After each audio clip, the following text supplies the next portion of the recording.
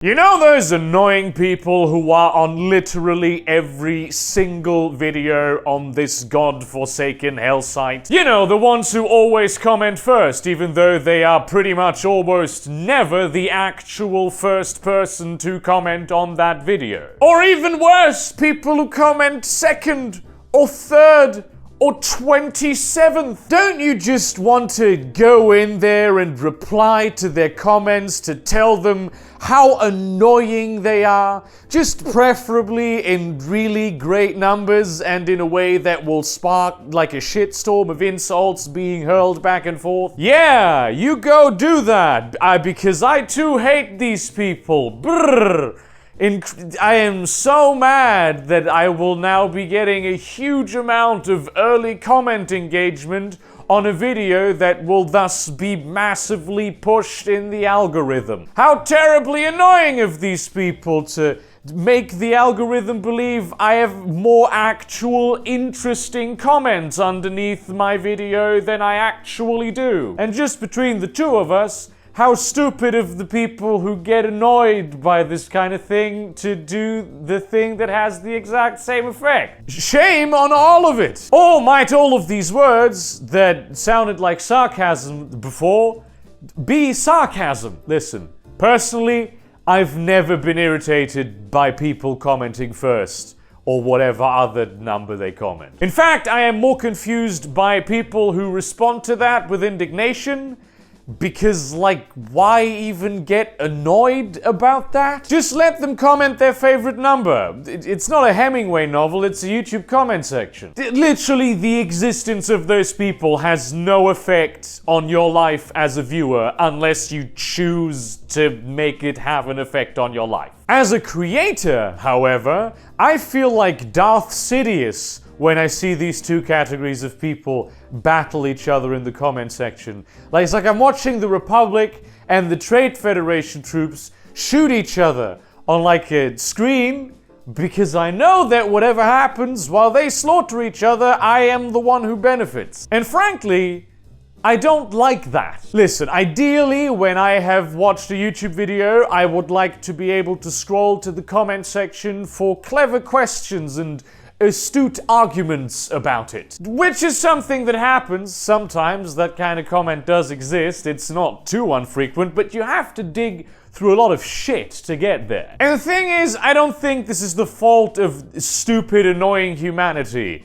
At least not fully. Like pretty much all bad things under the sun, like for instance, pineapple on pizza or genocide, it's YouTube's fault. All these dumb comments are in the comment section because it would be idiotic for any YouTuber to discourage that from happening. Who's watching this in March 2020? This video is lit! Haha lol at timestamp, where there isn't even a joke at the timestamp there. My dog has a big penis! On a video on how to affix a lamp to your ceiling. None of these comments add anything to the video. In fact, many of them even subtract from it.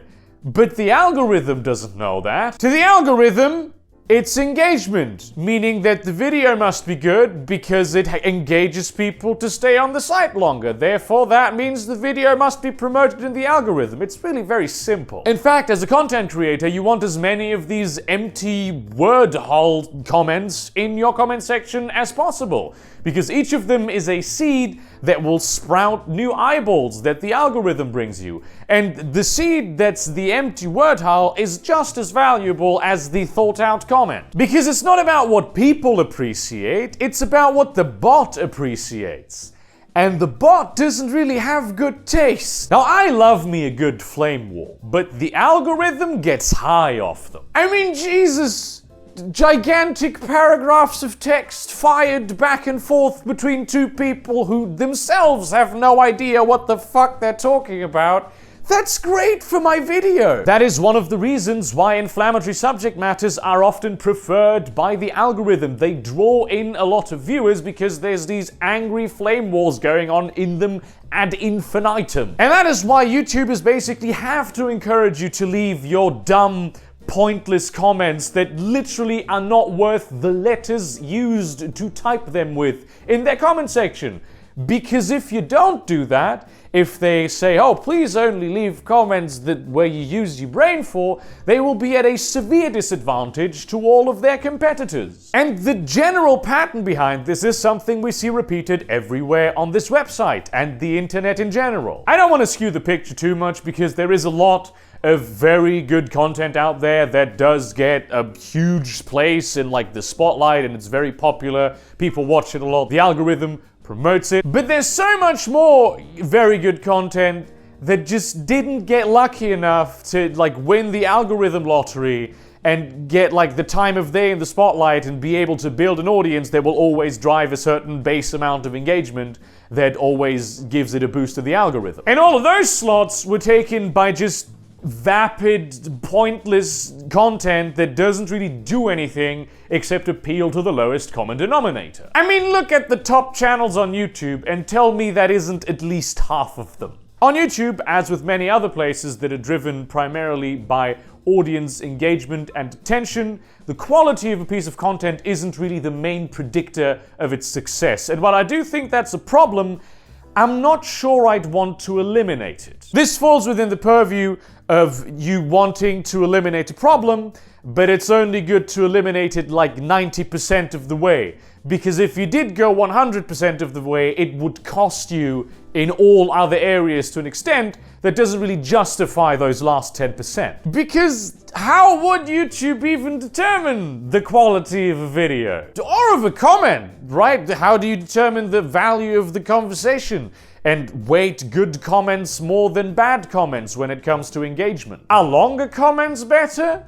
Well, if that's the case, you'll just have people posting the N-word 1,000 times in the same paragraph to boost their favorite creators. We could maybe have a bot that understands the content of the comment and then analyzes the value of that to the conversation, but even if that were possible, would we trust YouTube to do that without massively weighing this with its own biases? I mean, isn't it even true that the quality of a comment is extremely nuanced and very particular to every individual who reads it? A comment that to one person is just completely vapid, to another person might be highly interesting. And what about analyzing the content of the video itself for the quality that it has? I don't trust YouTube to analyze and judge anything because they tend to be extremely wrong about all of the things. So that isn't really an option. And it's the great question that has plagued us for ages. Do we as a civilization just like bad content?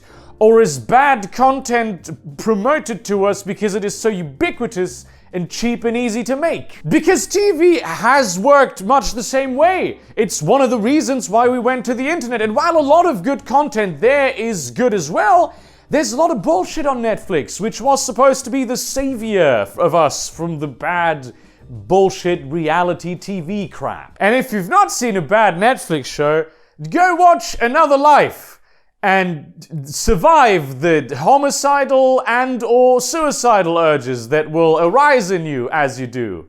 And then we can talk. Obviously, being a very nuanced opinion person, I think the reason that the situation is as it is and continues to be as it is, if not as extreme, but that might just be a feeling, is an interaction of both factors and many other involved factors that are ancillary to the main thesis. Cheap, bad content appeals to a certain subsection that is quite large of the audience, and though that subsection of the audience would generally also be able to appreciate better content and might even yearn for it to a degree, they will also consume the bad content. And so because that is so successful and because it is so easy to make, more of it gets made and more of it gets promoted. It is boosted disproportionately by a system that ultimately cares about making money, which I don't think there's anything wrong with. So is that the whole picture? Probably not. But it's not like I have access to YouTube's internal analytics data or TV's internal analytics data for that matter. It's kind of ironic that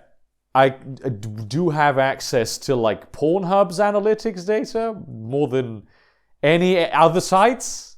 because they publish that shit. The problem, I think, is a problem of how the system on YouTube specifically is weighted, where it's almost like a zero-sum game, where if you have a big channel, it doesn't really matter if you make good content or not. The initial engagement will be so heavy that you will just draw in so many views in the algorithm, and the algorithm will not go out of its way to also promote maybe smaller videos that aren't quite as successful. The effect is disproportionately reinforced to a degree where you have a very small number of people who get a huge amount of the eyeballs. And I'm not saying there is anything fundamentally wrong with this, it's just the way that the priorities are weighted will lead to a smaller number of creators being able to produce good content. At the same time, the idea behind it might be that it will also allow the creators who get a lot of views and a lot of engagement, a lot of eyeballs, and thus a lot of money to create much better content,